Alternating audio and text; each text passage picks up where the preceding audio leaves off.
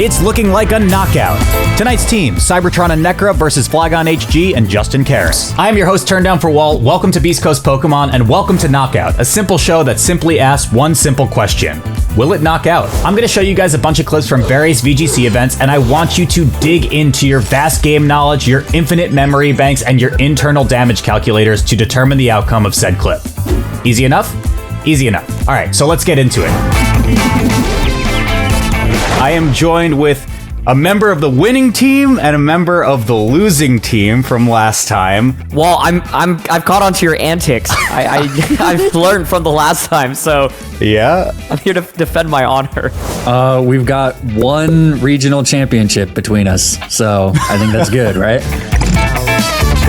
Got their Amoonguses out in the field, going to be big threats to the opposing Pokemon on the other side of the field, because neither the Fluttermane on Arash's side or the Chi-Yu have access to that safety goals item that you kind of hope that you would have in front of Amoongus. So the Fluttermane on Arash's side does get threatened pretty heavily here from that small threat that is on the field, and the same can be said with the Chi-Yu. The one thing with the Chi-Yu... All right, round one. Does anyone get knocked out?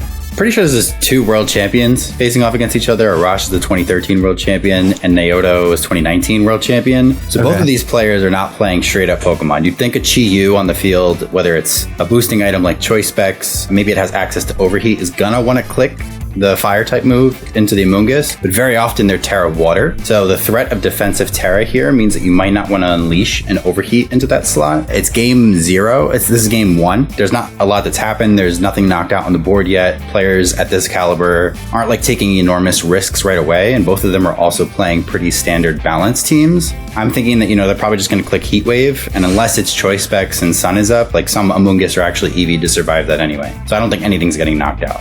Well, that makes sense to me. I will co-sign that. Let's do it.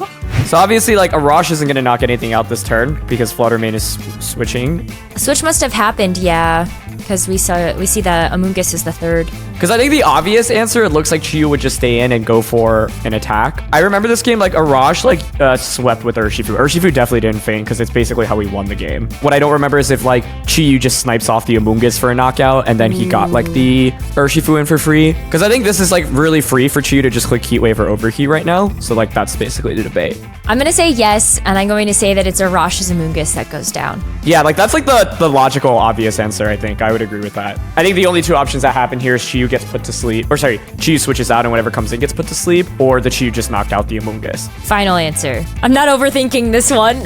Not for our first question of the day. I guess I could survive a heat wave. I could also look like a giant idiot right now. He just clicks Overheat. Okay, nice. Heat waves. Oh, it did survive. Oh. Wait, what does the Amoongus do? Oh, Citrus. Oh, it can't do anything, right? Oh, and nice. Amoongus is EV to survive. I'm so smart. I am the smartest player to ever play this game. Yeah, that was the thing. I didn't remember what fire type attack the Chi-Yu had, because it can do flamethrower, overheat. Away with such an offensive pressure duo. You got the Chienpow right next to the Urshifu, and Ashton's going to have the Fluttermane and the Torkoal to go ahead and set the sun right away for that Fluttermane. And one thing that's critical, of course, is noticing what boost you get from photosynthesis. It is going to be that speed boost. So the Fluttermane right now looking really, really powerful. Of course, threatening both of these Pokemon with a potential super effective fairy type attack. And so the question on Yuya's end is how do you respond, right? You could potentially detect your Urshifu, take an attack with that Chienpow, and then retaliate back with, for example, a super powerful Ice Skull Crash. And so even though things look really good for Ashton right now... Who gets knocked out? So the Chienpow is going to probably survive with Sash on the Dazzling Gleam if it attacks. Okay. And then it has to go for an Ice Skull Crash back. The Urshifu might protect, so... depending on how frail the Fluttermane is, it has a pretty decent chance to go down to the Ice Skull Crash. If it has no bulk, it always goes down if it hits. Mm-hmm. So I think it's, the Ice Skull Crash is going to knock the Fluttermane out, and the Urshifu might go down. I definitely saw Dazzling Gleam. Yep, there's the Terra, Dazzling Gleam, just Eruption. I feel like that has to be enough to get a double knockout. There's just no way you give up both Pokemon here on turn 1, right? Yeah, no way. You know what? There's also something I'm forgetting. So this is turn 1. Unless the Urshifu is scarfed, then they could just double protect and nothing gets knocked out. And this is a trick question. So there's 3 options. Urshifu goes down, Fluttermane goes down, and Chienpow goes down, or nothing goes down.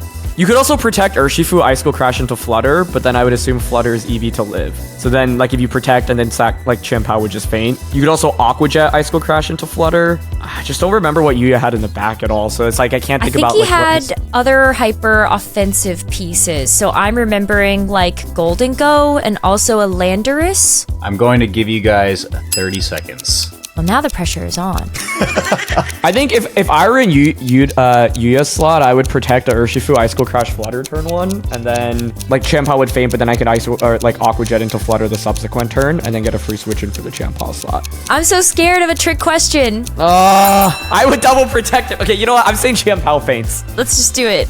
I think I'm ready to lock in Nobody Goes Down. And if I had to guess, protect on Urshifu, switch to Heatran. If there's a Heatran in the back. If not, I'm going to look like an idiot. This whole animation just leaves us in suspense. That's not I fair. know. Show us the Chien-Pao. Okay, yeah, nice. That means Chien-Pao shouldn't be protecting. So that should but bring it down Flutter to could faint Focus too. It could be a Sash. double faint. But like, I feel like you're throwing if your Flutter isn't EV to survive. We just got to hope that actually he misses Icicle Crash. Let's go! Okay, we would have been wrong either way. Oh, he missed. I forgot about that. Oh, he just misses. Yeah. Oh, he just nice, misses. you got it. Yeah, let's go. I didn't remember that. I was just like, I feel like that's just a logical play.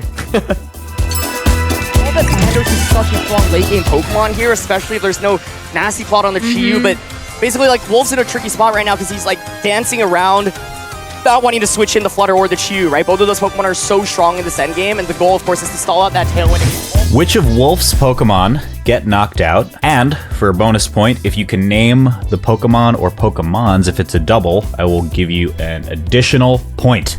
So he used Drain Punch on Arcanine with Iron Hands and then Waterfall on Arcanine as well. Is that what happened? I think Iron Hands is going down here. Yeah. Even to a Rock Slide or a Flare Blitz, Yeah. whatever. It's definitely not Gyarados. Has to be the Iron Hands. Yeah, I mean, Iron Hands' HP is so low here. I think this was the turn. There was a flinch on the Gyarados as it tried to target the Arcanine. Do you know if Wolf wins this one? Because this is a one, like a game 3. I don't think he wins He this, does not right? win this game now. I know that like there was like a really annoying flinch here. This Arcanine, for some reason, this wasn't the Choice Band one, was it? No, it was a bulky set. Probably doesn't get a double KO then. I'm just trying to remember the end game because the end game scenario was Urshifu was out against and then had to target into Urshifu Flutter. Flutter. I'm pretty sure Hands goes down here, yeah. Well, I know Landorus is rock sliding, so all we have to predict is what Arcanine is doing here because we know what Wolf did, Drain Punch, Waterfall. I think it might have been a double rock slide and Gyarados hangs on with the sliver of HP. That's what I would remember as well.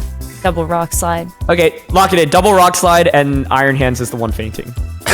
Game theorying it again is like it's a 19 HP. I'm pretty sure that the Iron Hands goes down. He just clicked Rock Slide and might have just double Rock Slid, actually. Okay. And I'm going to say there's a flinch. You're calling a flinch too? Yeah, I'm calling a flinch. I'll give you another point if you're right on that, actually. Yeah, let's go. All right, so yeah, let's go for it. So final answer is Iron Hands only, is what you're saying? And Gyarados does not go down, correct? Oh, there's the first one. Wait, did Landorus not rock slide? Because it's not. Would it KO Gyarados? Eats the berry. There was Intimidate. Oh, U-turn. That's what it U-turn. was. I forgot that Landorus was slower. That would make sense because I was wondering. It's like, yeah, Urshifu came in pretty shortly after that. So it's like, I don't remember him hard switching. So yeah, U-turn makes sense. But still, Lando, Yeah. depends on how intimidated it is. Okay. Oh, Nice. U-turns. All right, we'll take it. All right, you got Got that. it. That was a crit too, wow. Down quite considerably, and the one thing with Wo Chen is as well, it's a very good defensively built Pokemon. It's going to be able to soak up these attacks pretty well and even better. Does Cresselia get knocked out? Correct me if I'm wrong, but isn't Joseph's Fluttermane like really bulky? Fluttermane's on every team, but there's one that's just like crazy bulky. I don't pay attention to teams with Wo-Chien on them. In fact, I didn't watch any of Joe's sets, and I'm a pretty good friend of Joe's, and I respect him and the way he plays, but Wo-Chien is just that abysmal of a Pokemon. Snarl does pretty minimal damage. This is Choice Specs Fluttermane. It's timid. I would be really surprised if Crest fainted here, personally. Statistically, it should. But knowing this game show, it leads me to believe that there is a crit in play. Oh, I'm just trying to like play out the game because I know Joe lost game 1 because like the Wo-Chan ended up not being very useful for him. Kengo didn't Terra yet. He could just Terra here. And if it Terra's here, then it's definitely surviving the turn even with a crit. That's true. This is Terra Fairy. I think Cresselia survives. Lock it in. Cresselia is surviving this one. I'm going to say that I know that like if it's Specs Flutter Mane, it can do like somewhere in the realm of 80% to Cresselia if it's modest. I would think that like based on his team comp, that he has pretty decent investment in this Flutter Mane. It's like the heavy lifter. I think it is specs actually. Oh, there is chip. Oh yeah, absolutely. The main thing is then just if it terras. I think you're right. I think it goes down unless Joe misses Snarl. Joe loves using inaccurate moves and missing. So we don't know if it can defensively terra or not. The way that he clicked the buttons, Joe's usually really good, like instinctually playing quickly when he like feels like he has something like really well pinned. If it had ally switch, it's an open team sheet format. He'd probably know that. I'm trusting my guy Joe here. He knows his calc. He's probably going to. I'm saying it knocks out too. I agree. Let's lock it in. Yeah. Has to be Terra Fairy. Yep. Nah, it's Fairy Terra. Okay. Terra Fairy. Dang it. It's okay. He can crit. Trust, he crits right here. That could happen. You're right. Oh, he did get a crit, but the Snarl's not going to get the KO. Yeah, see? Yeah, whoa, even with the crit, that is just so little damage. Although crazy enough, because the crit happened, if he didn't Terra, it would have gotten the KO. I'm just going to blame that one on Joe being bad. I was going to say is Armarouge is just really good in this matchup. Expanding Force just can deal massive amounts of damage. Now, one thing that's really interesting is that the Amoonguss in this matchup is actually a Focus Sash variant. So, of course, it can take an Expanding Force, potentially look for a Spore. Turn 1 here, you could go for something like a Protect. I think if you want something to take the Expanding Force, the Cresselia switching here is really your best option. But, you know, if you switch in Cresselia, it's like, what is Cresselia and Amoonguss really going to do damage-wise? So, really interesting option here, immediately looking for the potential. The question is there a one-hit KO? Wait, did Armarouge Trick Room? Or did it Expanding Force? I'm did go for 99% Trick sure it Room. went Shadow Ball, or Grass Terra, Indeedee, Follow Me, Shadow Ball, Sludge Bomb, KO that, Armarouge Trick Rooms. I would say it's likely. If they clicked Helping Hand and Flutter Mane. and Expanding Force, then they'll get the KO on Flutter Mane. But if they click Follow Me, then no. I think it's in our favor. Honestly, no. I think it's in our favor to say yes. Because also, what if Moonblast crits and they follow me? And we only have to get the one-hit knockout, so like it's not. I doubt it's clicking Sludge Bomb. Yeah. All right, so let's lock in yes, Flutter Mane, Expanding Force. No one-hit knockout, but Indeedee does feint, but it's from a double up, not from a one attack. I'll put another bounty point on top of that if that turn is correct. Well, this turn was crazy. I don't remember. I think, because in my head, I think I was like, Armarouge should Expanding Force here, but then he ended up Trick Rooming. Torkoal comes out, Amoonguss Water Terras, and then Spores the next turn. It was pretty crazy play number one. If you are wrong, this is super embarrassing for everyone. When am I ever wrong, Walt? Interesting. So it's following me. Okay. It's got to So be is it following no? me. Or does Indeedee get crit? Yeah, no, this one, because it was like turn 1, game 1, the guy's like, I'm just going to Shadow Ball in front of an Indeedee. Look at his nod, man. That is like, I'd be freaking popping off. Yeah. He's like, I knew that was coming. Shadow Balled. Okay. Oh, a Sludge Bomb. It's okay. Trust, he crits. He crits Expanding Force. Ah, it's Trick Room. Oh, he hit Trick Room. No. Let's go. Running away with it. Low HP right now. This is a nice position to be in, though, because you do have the Heatran out. It could go for something like the Terra Grass, Terra Blast to be able to pick up the Gastrodon. Arcanine is asleep, so there are a few turns that Robbie has bought himself to be able to get back into this game. Yeah, definitely. You're at least in a position where you can put on pressure onto both slots, for example. How well can you remember if the Gastrodon gets knocked out? I think the answer is no. No, we're locking it in. Wow, no other discussion needed. You're just that in sync on this one. No more explanations. No more, over-analysis, pushing up the anime glasses on my nose.